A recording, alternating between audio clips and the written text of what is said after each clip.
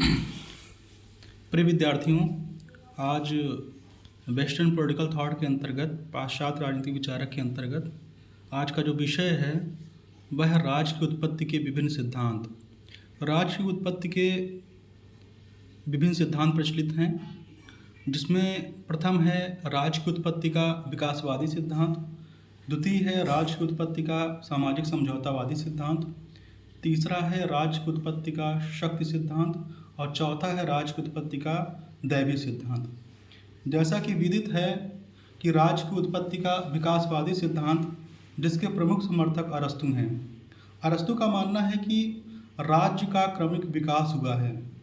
राज्य 1-2 दिन या 10 दिन के विकास का परिणाम नहीं है, अपितु राज्य हजारों लाखों वर्षों के विकास का परिणाम है। तो हम देखते हैं कि विकासवादी सिद्धांत का जो समर्थक है वह अरस्तु है। अरस्तु का मानना है कि कालक्रम की दृष्टि से तो पहले व्यक्ति है, व्यक्तियों के समूह से परिवार बनता है और परिवार से गांव बनता है, गांव से समाज बनता है और समाज से राज्य का निर्माण होता है और राज्य के अंदर रह करके ही व्यक्ति के संपूर्ण व्यक्तित्व का विकास संभव है। लेकिन अगर हम मनोवैज्ञानिक दृष्टिकोण से देखें तो अरस्तु का मानना है कि पहले राज्य है और बाद में व्यक्ति है। अतः हम देखते हैं कि अरस्तु ने राज्य के स्वावयवी सिद्धांत का प्रतिपादन किया।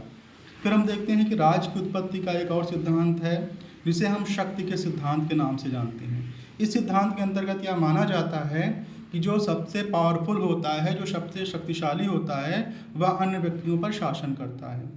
फिर हम देखते हैं कि राज्य की उत्पत्ति का सामाजिक समझौतावादी सिद्धांत, जिसके प्रमुख समर्थक हैं थॉमस हॉब्स, जॉन लॉक और जीन जैक्स रूसो। हम देखते हैं कि इन विचारकों का मानना है कि जो राज्य की उत्पत्ति हुई है वह आपसी समझौते के द्वारा हुई है। थॉमस हॉब्स का मानना है कि सामाजिक समझौता सिद्धांत को समझने के लिए हमें प्राकृतिक अवस्था, मानव स्वभाव को समझना होगा। और हम देखते हैं कि जो तीनों विचारक हैं, थॉमस हॉब्स, जॉन लॉक और जीन जैक्स रूसो, तीनों मानव स्वभाव, प्राकृतिक अवस्था और सामाजिक समझौता की बात करते हैं। थॉमस हॉब्स का मानना है कि जो मानव स्वभाव होता है वह दीनहीन, क्षणिक और पार्श्विक होता है और जो प्राकृतिक अवस्था थी वह एक दूसरे के विरुद्ध युद्ध की अवस्था थी। अतः थॉमस हॉब्स का मानना है कि इस अराजकता की स्थिति से निकलने के लिए व्यक्ति को आपस में समझौता करना पड़ता है और समझौते के द्वारा व्यक्ति अन्य व्यक्तियों से ये समझौता करता है कि मैं अपनी सारी शक्तियाँ लेवियाथन नामक संप्रभु को सौंप रहा हूँ, बशर्ते शर्त यह है कि तुम भी अपनी सारी शक्तियाँ लेवियाथन नामक संप्रभु को सौंप दो। फिर हम देखते हैं कि जो दूसरा थिंकर है जॉन लॉक का मानना है कि जो प्राकृतिक अवस्था थी वो अच्छी अवस्था थी, सुखमय अवस्था थी, मानव स्वभाव से बहुत अच्छा था और व्यक्ति को प्राकृतिक अवस्था में 3 प्रकार के अधिकार प्राप्त थे: लाइफ, लिबर्टी एंड प्रॉपर्टी, जीवन का अधिकार, स्वतंत्रता का अधिकार और संपत्ति का अधिकार। लेकिन अब प्रश्न यह उठता है कि जब प्राकृतिक अवस्था सुखमय अवस्था थी तो ऐसी क्या आवश्यकता पड़ी कि व्यक्ति को सोशल कॉन्ट्रैक्ट करना पड़ा। हम देखते हैं कि जॉन लॉक का मानना था कि उस समय प्राकृतिक अवस्था में कोई ऐसी संस्था नहीं थी जो व्यक्तियों को नियंत्रित कर सके। अतः ऐसी स्थिति में हम देखते हैं कि जॉन लॉक का मानना है कि 2 प्रकार का समझौता किया जाएगा। पहले समझौते के द्वारा नागरिक समाज का निर्माण किया जाएगा और दूसरे समझौते के द्वारा सरकार का निर्माण किया जाएगा। और जो सरकार का निर्माण किया जाएगा उसका उद्देश्य होगा व्यक्ति के प्राकृतिक अधिकारों की रक्षा करना, लाइफ, लिबर्टी एंड प्रॉपर्टी की रक्षा करना।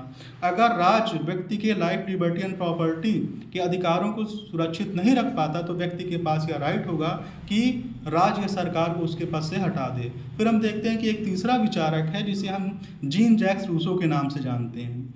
जीन जैक्स रूसो का मानना है कि प्राकृतिक अवस्था बड़ी सुखमय अवस्था थी, आदिम अवस्था थी, जंगली अवस्था थी, लेकिन हम देखते हैं कि जो मानव स्वभाव था, मानव स्वभाव सभ्य और बर्बर था। सभ्य इसलिए था क्योंकि वह व्यक्तिगत संबंधों में विवेक का प्रयोग न करके भावनाओं का प्रयोग करता था, और बर्बर इसलिए था क्योंकि वह जंगलों में रहता था। अतः जो रूसो का मानव था वह विवेक की बजाय भावनाओं से चालित होता था। अतः रूसो के अनुसार जो प्राकृतिक अवस्था थी वह अच्छी अवस्था थी। लेकिन हम देखते हैं कि जीन जैक्स रूसो का मानना है कि धीरे धीरे पॉपुलेशन बढ़ती है और जब किसी व्यक्ति के मन में यह आता है कि यह जो प्रॉपर्टी है या जो संपत्ति है अगर हमारी हो जाए तो हमारे आने वाली पीढ़ियों को स्ट्रगल नहीं करना पड़ेगा। जैसे ही किसी व्यक्ति के मन में यह विचार आया कि यह संपत्ति हमारी हो जाए या इंडिविजुअल हो जाए, वैसे ही व्यक्ति की स्वतंत्रता काफूर हो जाती है और नष्ट हो जाती है और व्यक्ति आपस में लड़ने झगड़ने लगते हैं। अतः ऐसी स्थिति से निपटने के लिए जीन जैक्स रूसो का मानना है कि व्यक्ति आपस में समझौता करता है और समझौते के द्वारा एक समाज का निर्माण होता है और जो समाज होता है वह समता मूलक समाज होता है। और हम देखते हैं कि सामाजिक समझौते के द्वारा एक इच्छा का निर्माण किया जाता है जिसके अंतर्गत हम देखते हैं जिसे सामान्य इच्छा के नाम से हम जानते हैं। जैसा कि विदित है कि जो जीन जैक्स रूसो है वह डायरेक्ट डेमोक्रेसी का समर्थक है, प्रत्यक्ष लोकतंत्र का समर्थक है। रूसो का ये भी मानना था कि कोई व्यक्ति इतना अमीर ना हो कि वह दूसरे को खरीद सके और कोई व्यक्ति इतना गरीब ना हो कि वह अपने आप को बेचने पर विवश हो जाए। रूसो का कहना है कि मनुष्य स्वतंत्र पैदा होता है लेकिन वह सर्वत्र जंजीरों में जकड़ा हुआ है। तो हम देखते हैं कि सामाजिक समझौतावादी विचारकों में थॉमस हॉब्स, जॉन लॉक और जीन जैक्स रूसो हैं, जिनका मानना है कि जो स्टेट की ओरिजिन हुई है, जो राज्य की उत्पत्ति हुई है, वो सामाजिक समझौते के द्वारा हुई है। Thank you.